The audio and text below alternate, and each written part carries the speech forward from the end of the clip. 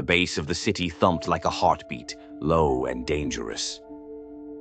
In a Brooklyn bar soaked with blood, Lopez dragged Mikey the Hammer out by the collar, the fight still ringing in the broken glass behind them.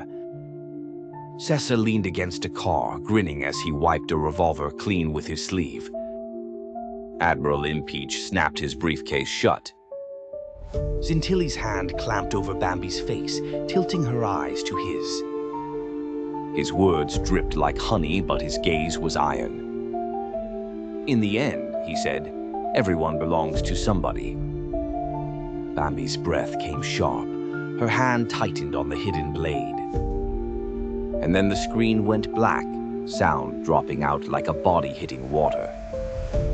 Silence hung, heavy enough to crush ribs. A single whisper cut through the dark. This ain't just blood. This is Brooklyn bloodlines. The words bled across the page in your head like red ink spilled on old paper, and you knew Season 2 was already moving. Bambi's Twisted Tales, Atlantis, the Graveyard of Greed. The hook. We start with Milo Thatch, the schmuck academic. He's got maps, journals, and a dream no one believes in. He ain't Indiana Jones, he's the nerd no one invites to poker night. But he's got something no one else does. Blind fucking faith. And let me tell you, in this world, faith ain't holy. It's dangerous. He gets picked up by Preston Whitmore, an old money ghoul who bankrolls expeditions the way mobsters bankroll horse races. Go find me Atlantis, kid. Translation: make me richer than Croesus or drown Tryon. The crew of cutthroats Milo joins a team, right? A cook, a mechanic, a demolitions nut, a doctor. On the surface, quirky misfits. In reality, they're a crew, like a bunch of wise guys on a score. Everybody's got a skill, everybody's got a tell. But here's the kicker. They ain't doing it for discovery. They're doing it for a payday. And when you mix greed with loyalty contracts, someone's getting clipped. Commander Rourke, the wolf in uniform. Then there's Rourke, the cigar-chomping, square-jawed bastard who looks like a leader but smells like a loan shark. He ain't there to find Atlantis. He's there to take it. The man's a fucking vulture in pressed khakis. Every smile's a setup, every handshake's got brass knuckles hiding behind it. And Helga, his femme fatale sidekick. She's his right hand, and she's sharper than a blade hid in a garter belt.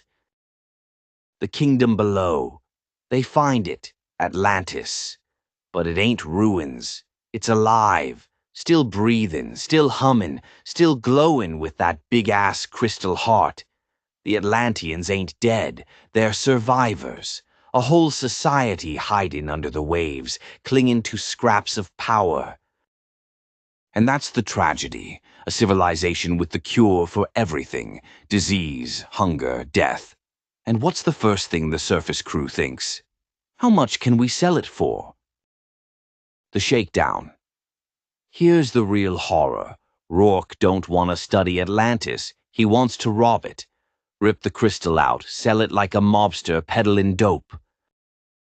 He don't see people, he sees profit margins. That's every empire in a nutshell. Dress it up in exploration, call it destiny, but underneath it's just a smash and grab. The crew splits, half with Milo, half with Rourke. That's how it always goes. Principals on one side, envelopes of cash on the other. And let me tell you, cash usually wins until the bullets start flying. The crystal, blood in the light. The Atlantean crystal. It ain't just a power source.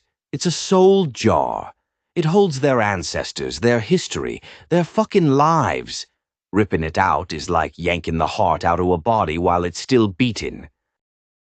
And Rourke? He does it without blinking. That's greed for you. He dies, sure, but not before showing the truth. People will carve up the world itself if it means getting their taste. The price of survival. In the end, Milo stays behind with Atlantis. He's the new caretaker, the outsider who gets it. Cute. But think about it. He only stays because the rest of the world can't be trusted. Atlantis don't rise, it hides deeper. That's the lesson. They didn't survive all these centuries by sharing. They survived by disappearing. The cinematic horror reel. Picture this like a movie. Cupcake, submarines sinking in fire, iron twisting like screams underwater. Atlanteans facing soldiers with greed in their eyes, spears against rifles. Rourke turning crystallized, his body cracking into shards, like greed finally devoured him from the inside. Final shot.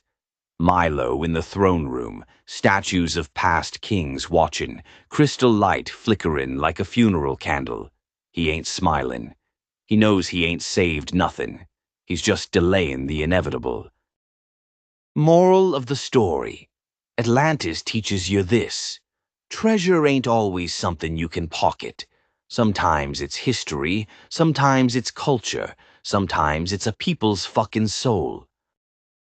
And if all you see is dollar signs, then congratulations, you're the villain in someone else's story. Greed don't just kill people, it kills civilizations. This has been Bambi's Twisted Tales. And remember, this ain't just a channel, it's the Pizzaverse. We don't hand you pretty postcards of lost cities. We drag you down to the ruins, show you the bones, and let you hear the water still bubbling over 'em.